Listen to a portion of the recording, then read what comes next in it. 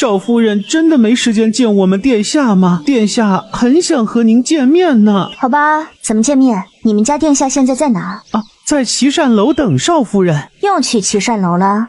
他就不怕今天你来扑个空？不过转念一想，瑞王都能在昌宁侯府放眼线，更何况堂堂太子呢？太子势力强大到连皇上都忌惮的，在每一个朝臣家中安一个眼线，又有什么奇怪的？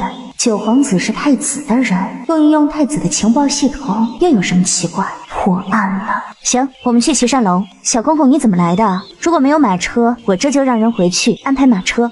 奴才多谢少夫人关心，奴才是坐马车来了，只怕是惊扰到少夫人，所以就没让马车过来。马车就在那边的拐角处呢。那就坐你们的马车去。慕容姑娘，你来了。臣妇见过九皇子。慕容姑娘，我没想到你能过来。怎么会没有想到呢？尊贵的九皇子能屈尊请我，是小女子的荣幸。就算是天上下刀子，我也会来赴宴呀。啊，不是，少夫人，您刚刚可不是这么说的呀。嘿，也不用这样，我是顺便。我想起上次在这用膳，你吃得很香，便猜想你喜欢这里的饭菜，所以便订了雅间，再请你过来。九皇子殿下，您误会了，我家小姐吃什么都香。昨天晚上在侯府主院，那一家三口吃不下饭，小姐都炫了2碗米饭。是吗？九皇子有心了。九皇子，你人真好。你若喜欢，以后我会带你经常来的。好啊，荣幸之至。小姐还蛮会哄孩子的。您要是困了就睡一会儿吧，昨天晚上您做噩梦没休息好。不用了，他还没从岐上楼出来吗？还没。王爷请放心，慕容姑娘和九皇子在一起，不会有危险的。李云池的话音刚落，就听外面有暗卫传来消息。王爷稍等，属下去就回。这些暗卫和李云池一样，也是后期被召回来。之前因为瑞王一心求死，将心腹、暗卫、侍卫以及一些门客都遣散了。后来因为重拾希望，这才把愿意回来的重新又召回来。王爷，刚刚属下得到来报，说慕容姑娘出了岐善楼，已经在往回赶了。听见他回来，君美玉的心这才放下，账目上的字也终于能看进去几个了。那王爷，属下用不用一会儿去将他们给请过来？算了。王爷不想见慕容姑娘？今天有些忙啊。他没说的是，他每次来看他，眼神都有期待。他知道他想听什么，他也想说，但确实没有想起来。我真没有。王爷，慕容姑娘没有回侯府，奔着我们王府后门过来了。你去接吧。是，王爷。哎呀，怎么就想不起来呢？哪怕是想起一朵云彩也好啊。怎么办？一会儿他问起来就说有蓝天白云，不行，这样太敷衍了。你怎么了？好好的薅什么头发呀？莫不是头疼？快说说具体哪里疼？怎么个疼法？从什么时候开始的？没有，不疼。不疼还薅？满脑袋就头发还能看，把头发薅秃更丑了。和九皇子见面了，什么都瞒不过你。我派了几名暗卫轮流暗中保护你，希望你别生气。我知道你会生气，你讨厌被人管束，但我有理由。我为什么要生气？有人保护还不好吗？我巴不得你多给我安排点人，到时候我就能横着走了。等等，你说什么？暗卫？还是不行吗？不是，是我想的那种暗卫吗？就是躲在房梁上、树枝上、草丛里，武功高强、轻功高强，暗中保护的那种暗卫。如果我说是，你会不会生气？当然不会，我刚刚不是说了不生气吗？我巴不得你多给我安排，我就能横着走。我这么兴奋，是因为我之前只听说过有这么个物种，没有见过活体。活体？怎么总觉得这词语有些瘆人呢？爷，你在忙吗？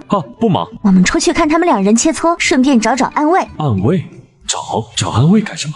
慕容朱雀兴致勃勃地跑到瑞王身旁，推起了轮椅，哼着小曲儿向门外走。你心情很好啊。是啊，因为九皇子请你去岐上楼了。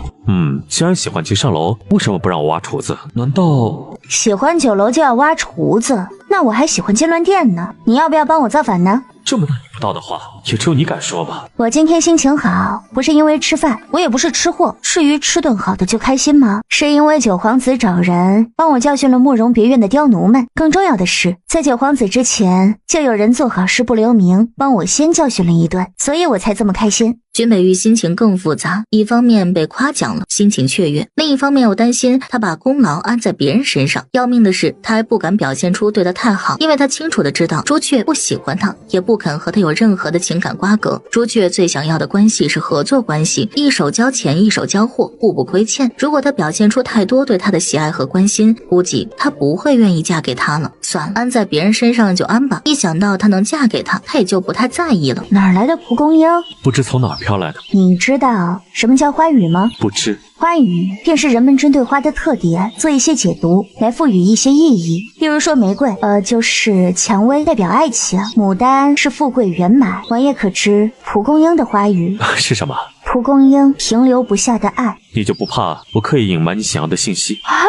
我忘了。不是，我再重新解释一下行吗？再给我一个机会。蒲公英不是停留不下来的爱，是自由自在，是为理想飞翔，海阔凭鱼跃，天高任鸟飞。真是装逼一时爽，转身火葬场。光顾着敲打男人，怎么就忘了还有求于人？放心，无论发生什么，我都会努力回忆。只要回忆出，便第一时间告诉你。你觉得他们谁会赢啊？肯定是李云池，毕竟学了10几年功夫，而且体型体重上榴莲也不占优势。不过，李云池笑不了多久，因为榴莲有天赋。没错，我见过练武之人，没有1000也有700，但像朱榴莲这么有天赋的，却是第一个。他很有天赋，不是一般有天赋，他的武学天赋惊人。君北遇见女子，又沉默了好半晌。你怎么了？心情不好？不知道为什么，我身边人人都有天赋。你身边的人慕容别人的人？不是那些刁奴，是另一些人，一些从10几亿人中挑选出来的能人。如果你愿意听，就乖乖闭嘴，无论我说什么，你也别多问。是，放心，我不问。你现在的表现很对不起你当年投胎时的努力，都投胎成王爷了，还这么卑微。对你我不在乎，你继续说，我就当听说书了，绝不多问。原本我只是一个普通人，还算聪明，沾沾自喜。后来机缘巧合，我跳槽换了一份工作，发现新单位人人都有天赋，都很可怕。当时我心里沮丧，没表现出来，毕竟要面子嘛，还因为其他一些原因，只能被迫留下。我救榴莲时，自我感动的以为我是他的救世主，还高贵冷艳的命令他1年之内必须打得过我，因为我身边不要废物。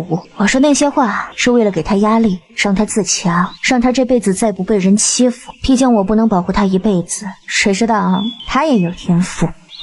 老天爷，就不能让我当一回救世主吗？郁闷。还有我呀，我也是被你所救，我也视你为救世主。还有我没有天赋，不信你问云池，我和他一起学武，我武学天赋弱于他。别骗人了，整个京城人都知道你和你母妃有经商天赋，把我当傻子？不是，你听我解释，天赋这个东西其实人人都有，只是方向不同。例如有人擅长茶道，难道这不是天赋吗？你会因为擅长茶道而排斥他？再例如，有人擅长女工，这也是天赋。我相信你肯定不会因为擅长女工而对她有敌意，对吗？你的意思是，只要不在我在意的范畴，是否有天赋不重要？对，你回忆一下，当时你身边人的天赋集中在什么领域？武力都比较能打。这就是了，你并非排斥所有天赋，却排斥能打的天赋。你放心，我在练武方面没有任何天赋。你若不信，我把教我武功的师傅们给你找来。看把你吓的，着急撇清关系。我没有那么狭隘，看见榴莲有天赋只是不爽罢了，不会真的排斥他，也不会排斥你。干什么？给我点瓜子儿压压惊。刚刚我也没有骂你，用压惊。给我个碟子。吃个瓜子儿，瓜子皮吐地上，一会儿榴莲扫了就行。还用碟？用碗吗？穷矫情。碗也行。慕容朱雀最后还是从空间里掏出个古瓷小碟递了过去。狗皇帝是真不会怜香惜玉，这么好看的人说烧就烧了。但接下来瑞王做的事让慕容朱雀无语，却见他并未吃瓜子，还是一个一个的小心剥开，不用想都知道他剥给谁。这人怎么就没有记性呢？刚刚已经那么敲打了。算了，已经把话说得那么明白，他还执迷不悟，那就给他上一课，让他知道恋爱脑没有好下场。你不是出来找安危的吗？去找找他们在哪儿。这讨好女人，所以把下属卖掉嘛？对，那我开始找了。不是，你们这是来考核专业技能来了。小姐，今天气氛不对，难道侯爷真的辞官成功了？不大像。那是，别猜了，一会儿进去就知道了。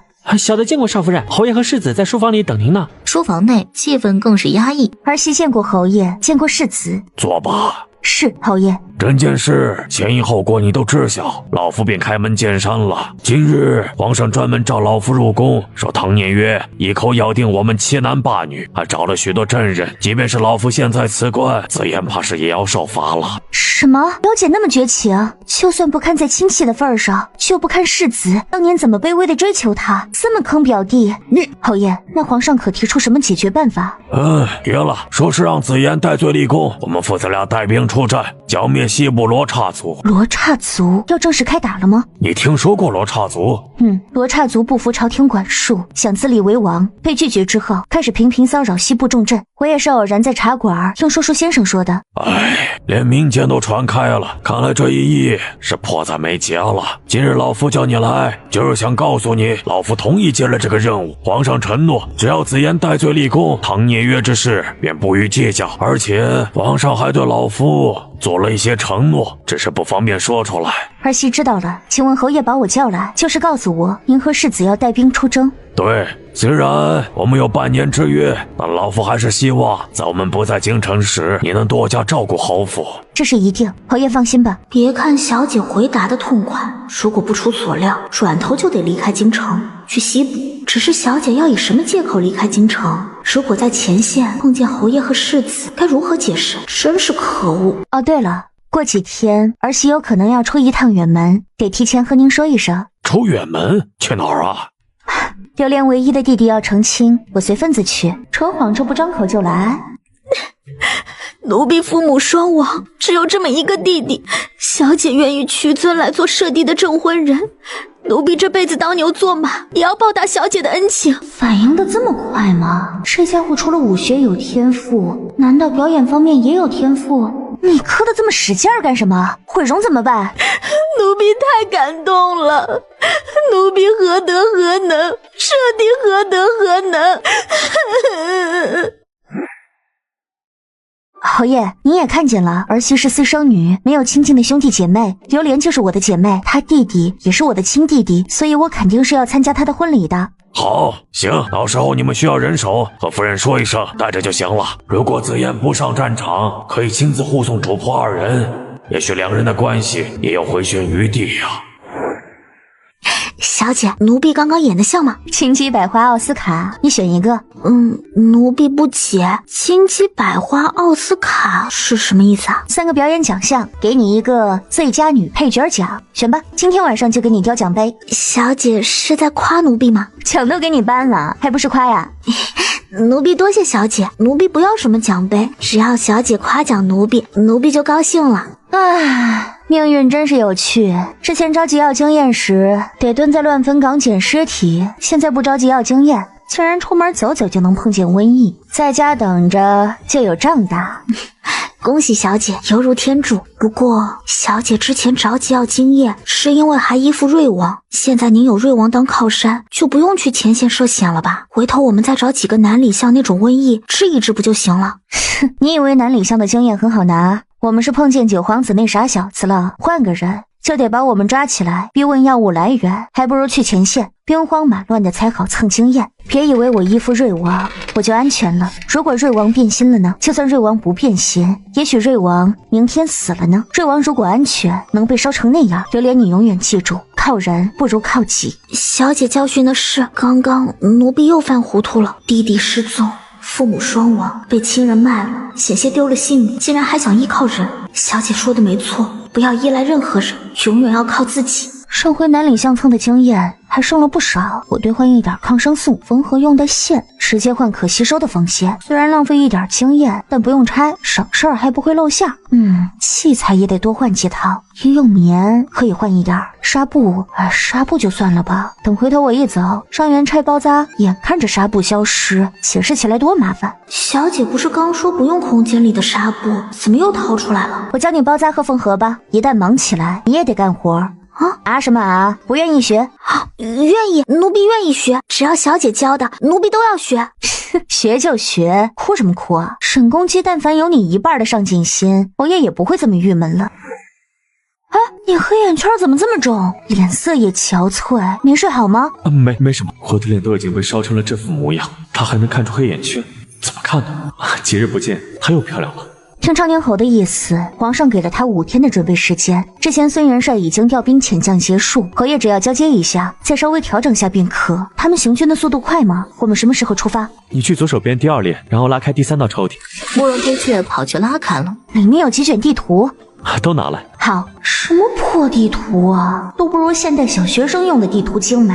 你看，京城在这个位置，而前线大概在这几座城，其中朝廷兵马主要驻守在衡山城，他们队伍人多，肯定要走官路，便从这里到这里。好长啊，好长的手指啊！是啊，确实很长，很长的一条路，要走好些天。真造孽，这么好看的手指主人，却被烧得这么惨。别担心，路途虽然长，但我会尽量让人把马车布置得舒适一些，不会太过辛苦的。哦，大部队走官路，我们走哪条路？应该不会走官路吧？否则撞上就不好了。还有这条路，从京城到凤山，再从凤山到阜宁，从阜宁到冀州，这么稍微绕一圈，最后到衡山，或者从京城南下到茂县，乘船走水路，大概5天的样子。从庄河登陆向北走，大概1天的时间也能到衡山。水路能更舒服一些，不过这2条路我需要命人提前探查，之后我们再出发。行，听你的。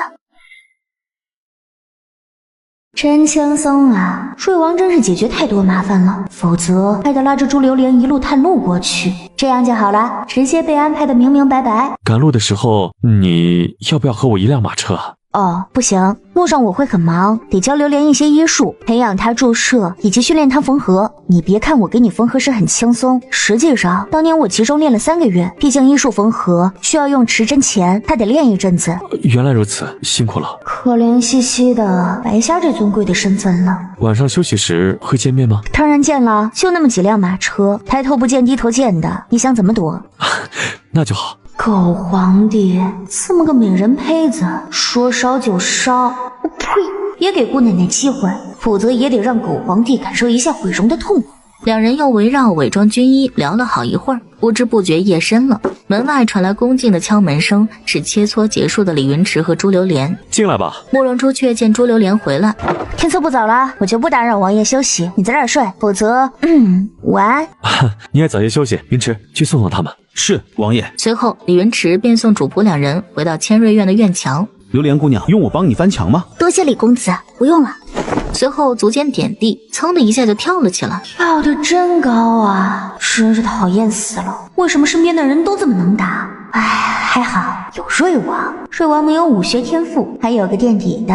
唉，真是讨厌死了！姑娘家的，为什么天赋要那么高啊？还没等李云池感慨，却见本来跳过去的朱榴莲又跳了回来。小姐，如果您不害怕，让奴婢试试带您跳过去好吗？慕容朱雀当然同意了，毕竟男女有别，每次都让李云池抱来抱去，影响不好。于是朱榴莲就抱起自家小姐，轻轻松松跳了过去。应该走水路，雇一条大船，这样就能经常见面了。就定水路吧。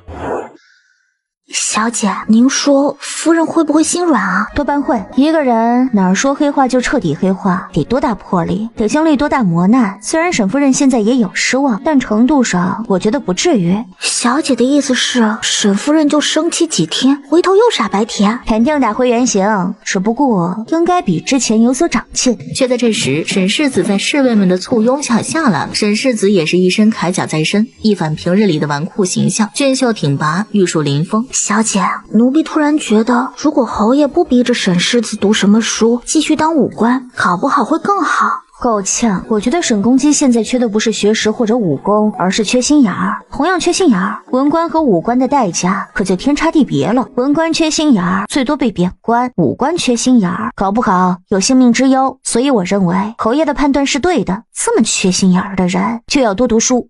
小姐说的对。和他说一句话吧，我们去的是战场，要做最坏的准备。是啊，他们是去战场，而不是普通的公差。虽不至于九死一生，但也要做最坏的准备。对儿子怨归怨，但想到儿子如果战死沙场，沈夫人的喉咙瞬间噎了个东西，胸腔有一股子怨气恨意涌上。你这个孽子，孽子！沈世子低着头看着柔弱的母亲，也是心如刀割。看吧，却在这时，沈世子却突然抬头看过来。母亲，孩儿去和阿雀说2句话，行吗？去吧，态度好一些。沈子言点了点头，之后在众目睽睽之下向女子走去。小姐，她来了。哦，沈子言走到女子面前，目光复杂地看着她。你有话对我说吗？有。哎呀，有戏呀！太好了，终于要破镜重圆了。哎呀，就是说嘛，百年修得同船渡，只是中间出了一点点差错，有什么过不去的坎呐？